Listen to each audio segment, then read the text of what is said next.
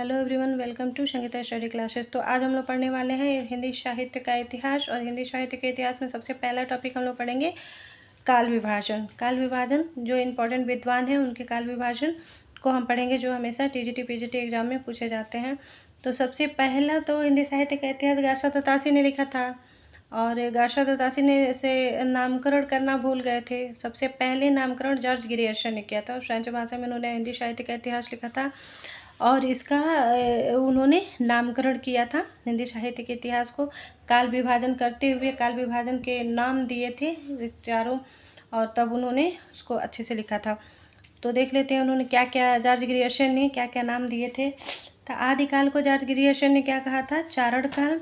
पूर्व मध्यकाल को कहा था धार्मिक काल, और उत्तर मध्यकाल को कहा था दरबारी काल, और आधुनिक काल को प्रेम काव्य कहा था। प्रेम काव्य या प्रेम काल भी कुछ भी कहते हैं, प्रेम काल या प्रेम काव्य जो कह सकते हैं।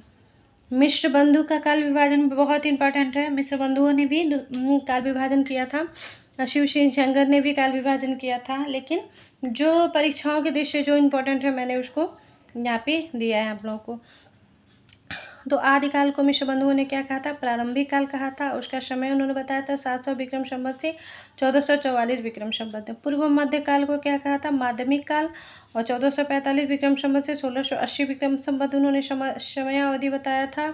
और उत्तर मध्यकाल को कहा था अलंकृत काल, 1681 से 1889 विक्रम संवत। और आधुनिक काल को नाम दिया था वर्तमान काल।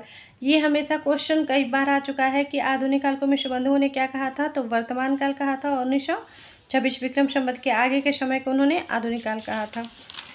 हम देखते हैं आचार्य रामचंद्र शुक्ल के अनुसार। आचार्य रामचंद्र शुक्ल का काल विभाजन जो है सबसे ऑथेंटिक है, सबसे मान्य यही है, और कहा जाता है कि सबसे व्यवस्थित इतिहास लिखने का काम आचार्य रामचंद्र शुक्ल ने किया था, और उन्होंने पूरे व्यवस्थित रूप से काल विभाजन किया था, और सर्वमान्य रूप से यही माना जाता है।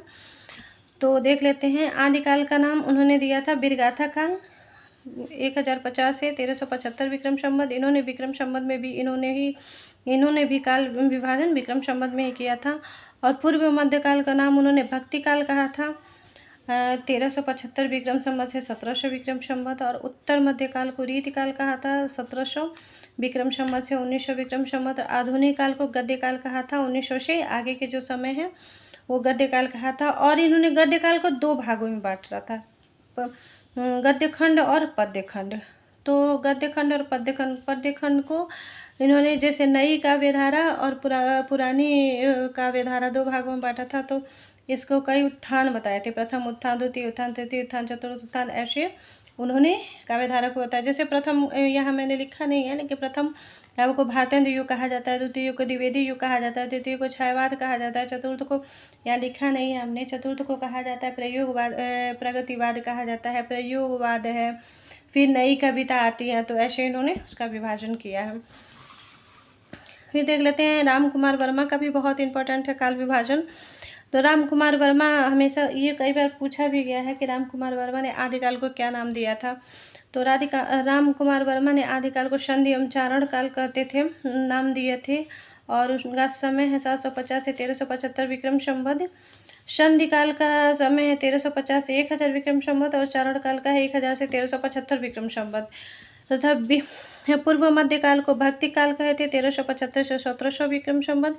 उत्तर मध्यकाल को रीति काल कहे थे, नाम दिए थे 1700 से 1900 विक्रम संवत। और आधुनिक काल को आधुनिक काल ही कहे थे, 1900 से आगे।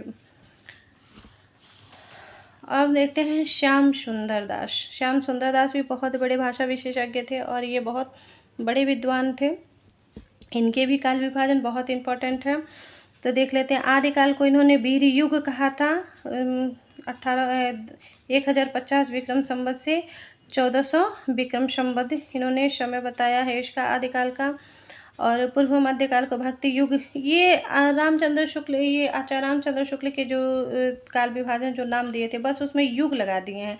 एक आधुनिक काल को ये नया नाम दिए हैं, बाकी तीनों को इसमें युग लगा दिए हैं, बस बाकी वही है। भक्ति काल का समय और समय अवधि इनका अलग है, 1400 से 1600 विक्रम संवत। उत्तर मध्यकाल को रीति युग, 1600 से 1900 विक्रम संवत। और आधुनिक काल को इन्होंने कहा है नवीन विकास युग, 1900 से आगे।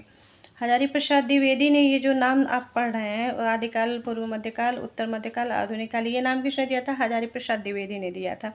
तो आदिकाल नाम किसने दिया था? हजारी प्रसाद द्विवेदी ने 1000 से 1400 ईस्वी। ये हजारी प्रसाद द्विवेदी काल विभाजन ईस्वी में किए थे, जबकि आचार्य रामचंद्र शुक्ल विक्रम संवत में किए थे। ये बात ध्यान रखने वाली चीज़ है, यहाँ आदमी मिस्टेक हो जाता है। और पूर्व मध्यकाल को 1400 से 1700 विक्रम ईस्वी, उत्तर मध्यकाल को 1700 से 1900 ईस्वी, और आधुनिक काल 1900 ईस्वी से आगे। गणपति चंद्रगुप्त, इनका भी बहुत इंपॉर्टेंट है। गणपति चंद्रगुप्त पहले ऐसे साहित्यकार हैं जिन्होंने पूरी हिंदी साहित्य को सिर्फ 3 कालखंडों में बांटा है।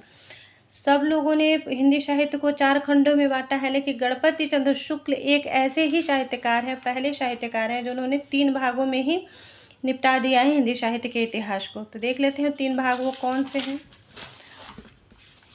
पहला नाम इन्होंने दिया है आदिकाल। आदिकाल को क्या कहा है?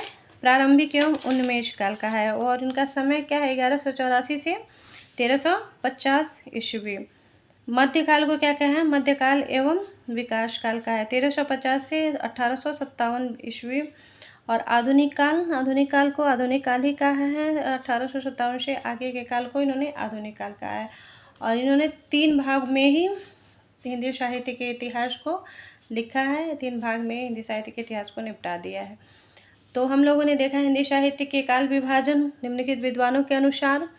आप लोग को वीडियो कैसा लगा ज़रूर लिखिएगा, और वीडियो अच्छा लगा तो चैनल को सब्सक्राइब करिएगा। और मुझे पूरी उम्मीद है कि आप लोग को इससे बेनिफिट ज़रूर मिलेगा, और लाइक करिएगा, और अच्छा लगा तो कमेंट करिएगा। Thank you very much.